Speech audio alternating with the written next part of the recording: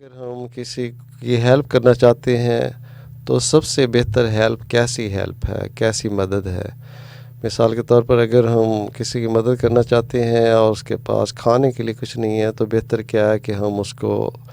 مچھلی دیں یا مچھلی پکڑنے والا سامان، کنڈی وغیرہ اور وہ جو سٹک ہے، تو سب سے بہتر طریقہ ہے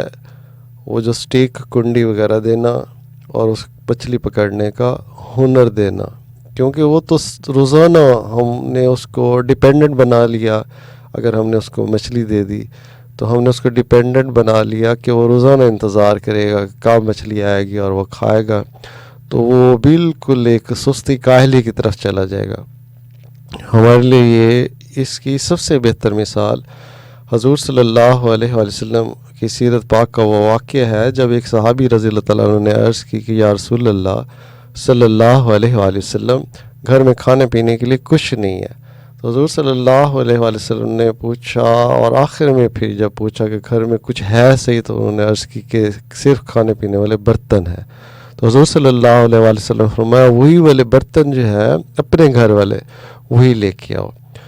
تو ان کو بیچو اور اس سے ایک کلہاڑی لو، کلہاڑی کو لے کے پھر جنگل میں جا کے ایک اس کی دستی خشک لکڑی کی بنا کے اس میں ڈالو،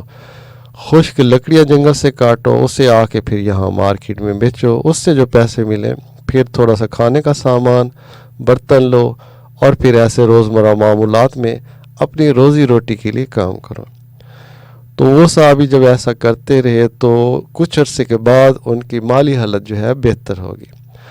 تو حضور سرور کائنات صلی اللہ علیہ وآلہ وسلم کی تربیت ہمارے لیے یہ ہے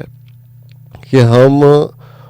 ہنر مندی کی طرف لے کے آئیں۔ اگر ہم نے کسی کی مدد کرنی ہے تو ہنر مندی کی طرف لے کے آئیں۔ مثال کے طور پر اگر کسی کی مدد کرنی ہے تو اس کو سلائی مشین دے دیں کہ وہ اس سے سلائی کر کے اپنا ذریعہ معاش کما لے۔ تو اس طریقے سے سب سے بہتر مدد یہ ہے کہ وہ دوسروں کی طرف نہ دیکھتے رہے، ان کی جو عزت نفس ہے وہ بھی مجروح نہ ہو۔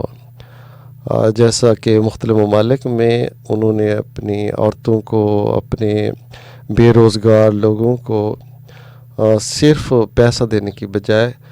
مختلف فیکٹریوں میں مختلف اوقات میں کام دے دیا، تاکہ وہ گھنٹوں کے حساب سے جتنے گھنٹے کام کریں گے ان کے کام کی پھر ان کو اجرت دی جائے گی۔